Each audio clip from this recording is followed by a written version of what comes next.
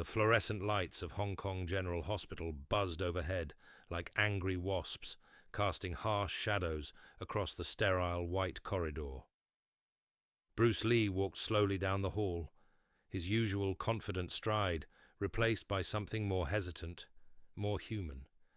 In his hands, he carried a small bouquet of chrysanthemums, white flowers that in Chinese culture represented honor and loyalty. Room 314. That's what the nurse had told him. Bruce paused outside the door, his hand hovering over the handle. Through the small window, he could see an older man lying in the hospital bed, his weathered face turned toward the window where afternoon sunlight struggled to penetrate the Hong Kong smog. The man's name was Chen Wei-ming, though Bruce had only learned it 3 days ago. For the past 5 years, he had simply been the Stuntman. Bruce pushed open the door quietly. The room was small, cramped with medical equipment and the antiseptic smell that seemed to cling to every surface of the hospital. But what caught Bruce's attention immediately wasn't the machines or the sterile environment. It was the walls. Every available surface was covered with movie posters. Fist of Fury, Way of the Dragon, Enter the Dragon.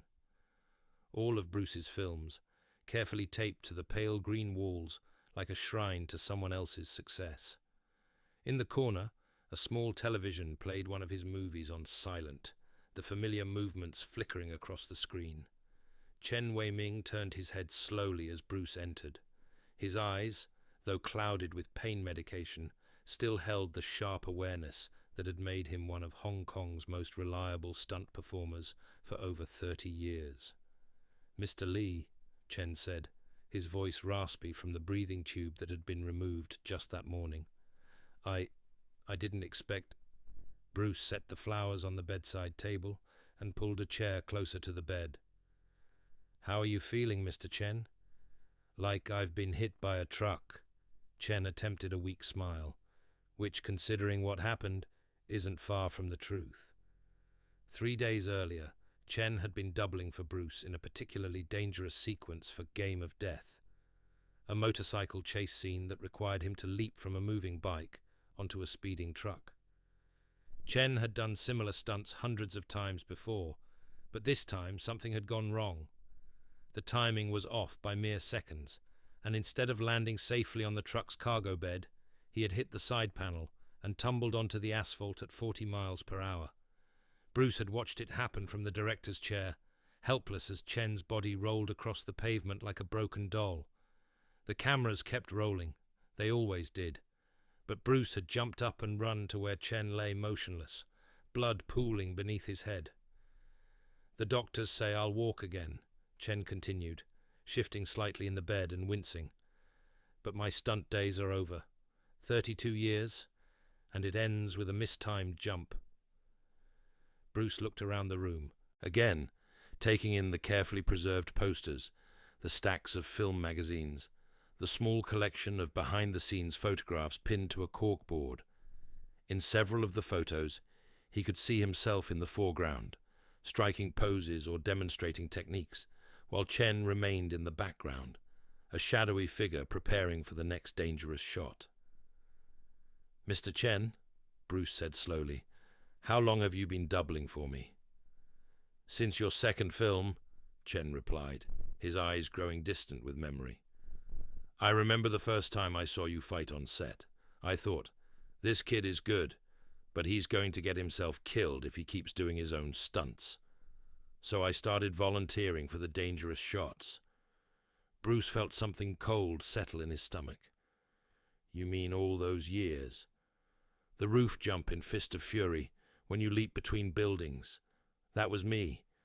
The motorcycle crash through the glass window in Way of the Dragon. Me.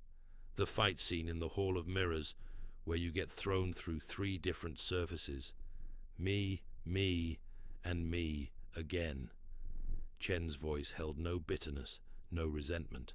If anything, there was a note of pride, as if he was sharing the accomplishments of a beloved son. "But why?" Bruce asked, leaning forward. "Why risk yourself for my career?" Chen was quiet for a long moment, his eyes fixed on the silent television, where a younger Bruce Lee was executing a perfect flying kick. "Do you know what it's like to be invisible, Mr. Lee?" Bruce shook his head. "For 30 years, I've been the man behind the hero. I've bled for other people's glory, broken bones for other people's dreams. Directors don't remember my name.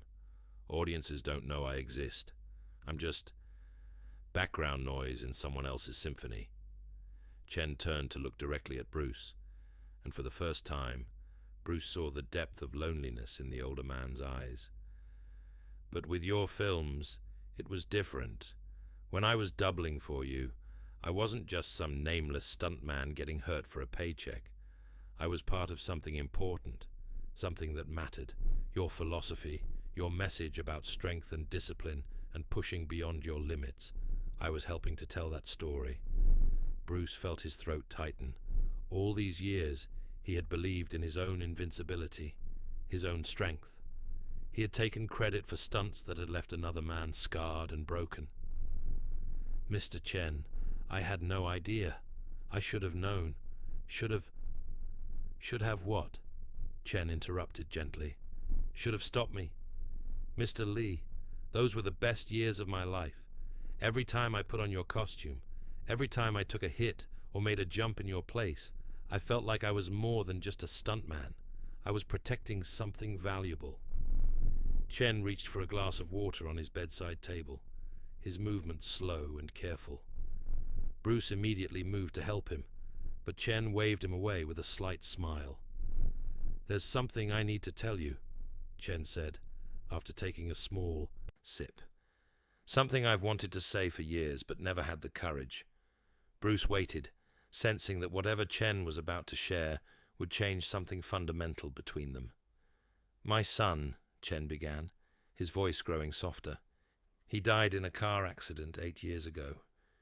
He was 22, about your age when you started making films. He was my only family." The room seemed to grow smaller, the weight of Chen's words settling over them like a heavy blanket. "After he died, I thought about quitting. What was the point of risking my life for movies when the person I was trying to provide for was gone? But then I started working on your films, and something changed. When I was doubling for you, it felt like I was protecting a son again." Bruce felt tears he hadn't expected begin to blur his vision. This man, this stranger who had been silently safeguarding his career for years, had been carrying grief that Bruce couldn't even begin to comprehend. "Every dangerous stunt I took in your place," Chen continued, "every time I made sure you stayed safe, it felt like I was keeping my son alive somehow, like I was still being a father." Bruce stood up abruptly and walked to the window, his hands pressed against the glass.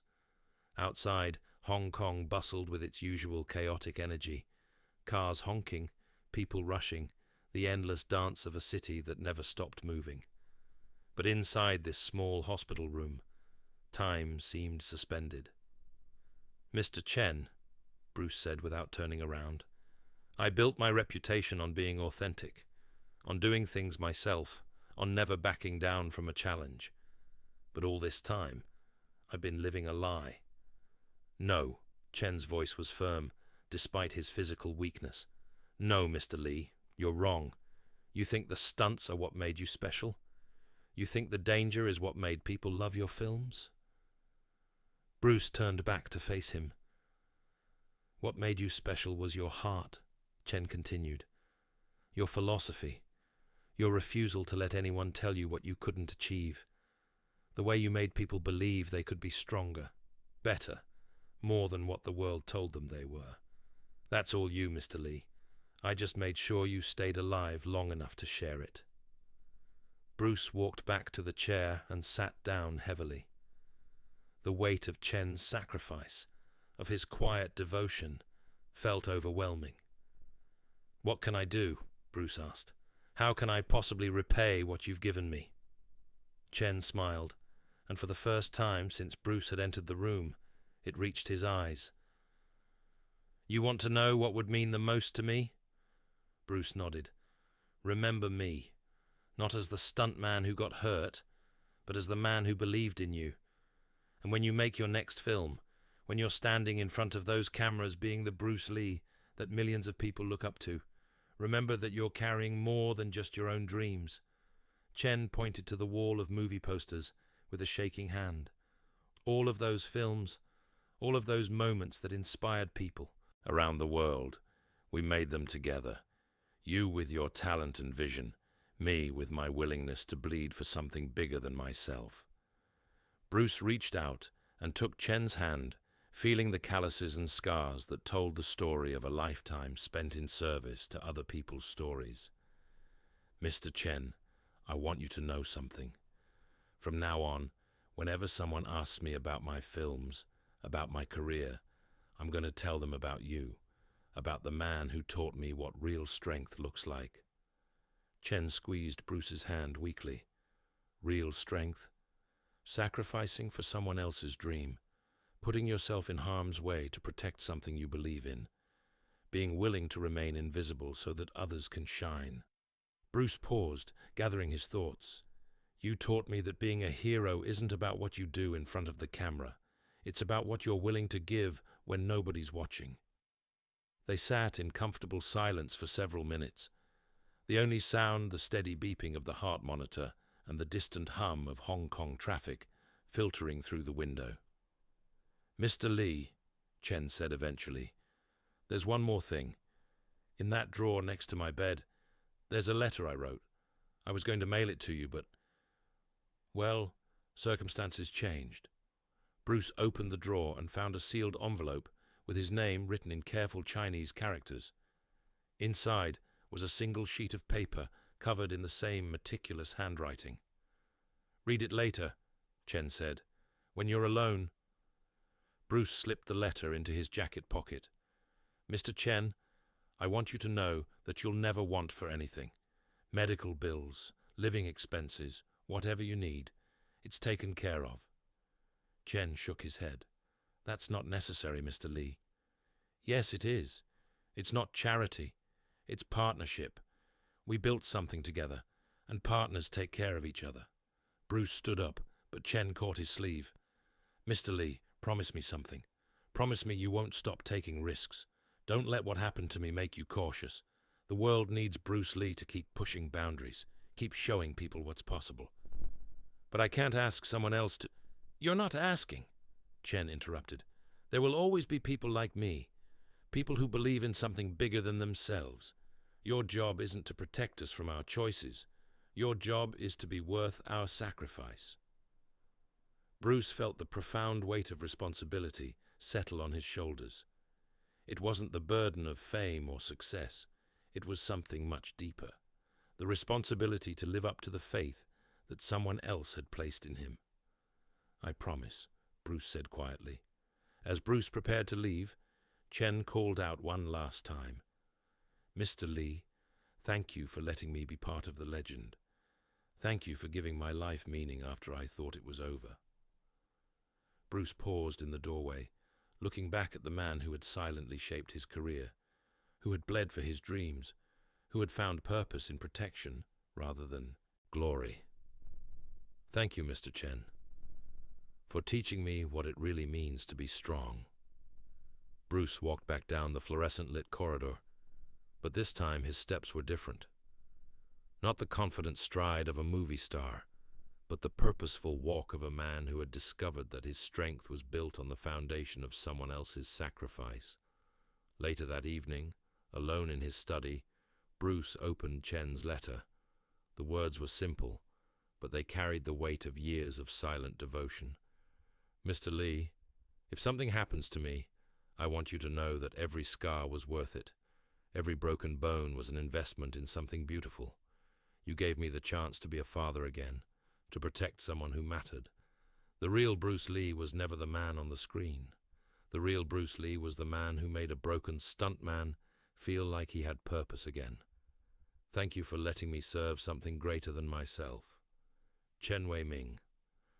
Bruce folded the letter carefully and placed it in his desk drawer, next to his most important papers.